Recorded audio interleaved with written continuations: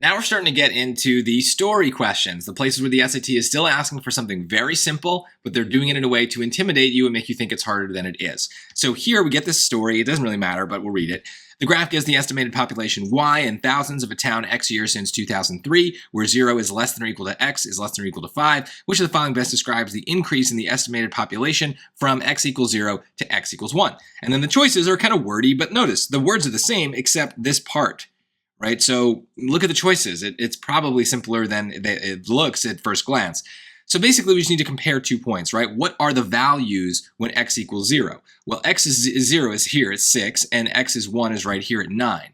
So basically what we're doing is we have the points 0, 6 and 1, 9, and we're being asked to compare the 6 and the 9. Now some of you are going to be able to kind of just solve it, but I would say use the choices, right? Like just let them tell you what to do. So the estimated population at X equals 1, which is 9, is 0.5 times the estimated population at X equals 0, 6.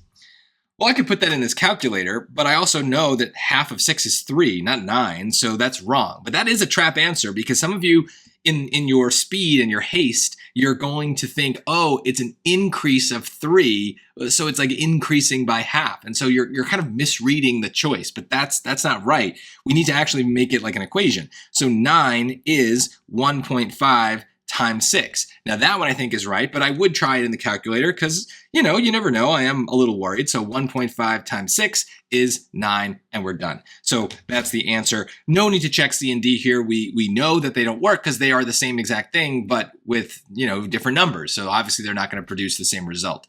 But just a little bit of the math section on the PSAT, on the SAT is reading carefully. So you have to not get intimidated when a question has a bunch of words, but you also just need to make sure that you don't misread something or jump to that first conclusion. Make sure you're giving them what they asked for, not what you just think the question is asking for.